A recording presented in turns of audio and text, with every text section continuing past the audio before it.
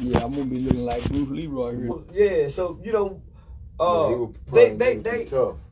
Take care of the family. You know, back in them, if he got a smart mouth, you beat his mouth closed. That used to be the solution for everything. That was the solution for black people, homie. And so we took that same concept from the plantation back into the slave quarters. And once we got off the slave quarters, we brought it into the institution of how we raise children. Hurt people. And I've never understood how grown folk can inflict pain and hurt on their child in order to teach them something. I never understood that concept at all. Now, some things warrant an ass whooping. But yeah, inflicting pain on a child have never been the best way to teach a child anything. Especially when a parent is going through some type of hurt. Yeah, they frustrated. Some type of frustration. Yeah. Motherfucker some pole. type of yeah. And, you know, it ain't being done right. So you let your anger override, you know, what's really going on when it come down to really just schooling the child, giving them the game. Cause most children don't get a spanking or whooping out of principle. Motherfucker get his ass tore up because the motherfucker frustrated. You done just done something. Yeah. Cause say, go get that. You took the words right out of my mouth. I was just gonna say that I sit back and watch some of my friends. I don't whoop my children. Me neither. They do nothing for me. But I do discipline. I take their iPads. I take their phones. Yeah. I know discipline is more than just beating. It's talking. It's understanding. Yeah, getting them to understand. Yeah, real talk. So, but yeah, it's like you said, you took the words right out of my mouth. Most whoopings that I got was frustration whoopings. It wasn't even because I got an L. It was because my mom probably pissed off. She doing it all by herself, and I just so happened to do something on her pissed off day. It ain't the fact that we failing in school. It ain't the fact that we out here. You know what I'm saying? We got whoopings for. So let me ask you this: at any point growing up, did you ever feel like I got to be the man of the house? Yeah, I believe. Like I said, I believe that was part of my mom showing that tough love to me. You know what I'm saying? About her making me be the guy because she, like I said, she had a gay son.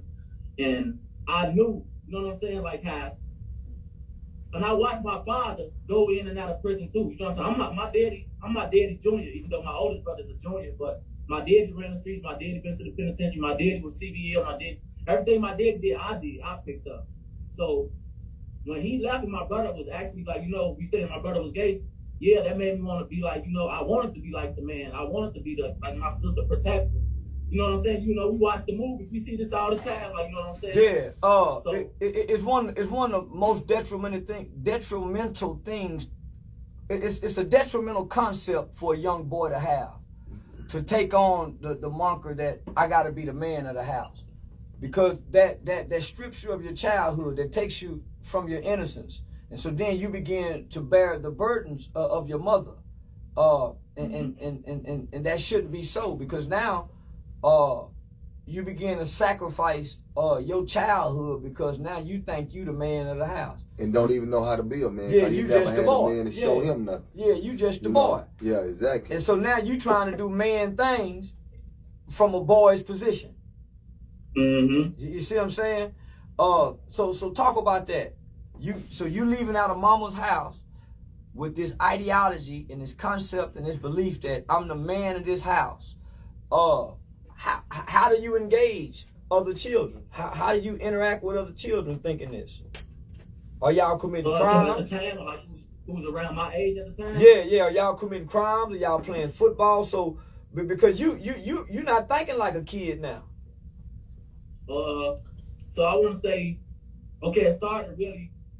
Okay, everybody know, like when you ain't got a father figure around, especially a father figure, mother's gonna do so much. So by the time 13, your average teenager mind made up by the time he hit 13. Like if the daddy ain't around for his input, like your mind, man, I don't give a fuck how much you love basketball. If you ain't got that manly guidance around you, the first few times you going straight and get distracted, you bound to, you know what I'm saying, to keep indulging into what everybody else doing. So in my situation, when I was on a basketball team and stuff for high school, I didn't have nobody clapping for me. I had more people rooting for me in the streets than I had when I was actually on the basketball team in high school. So Listen, boy, that's deep. That's big right there, fam. Boy, you running down that court, and when you look in them stands, ain't nobody out there. Nobody there. Mama doing work, doing overtime. Daddy somewhere trying to get his life together. You know what I'm saying? I respect him for that because he did get his life together.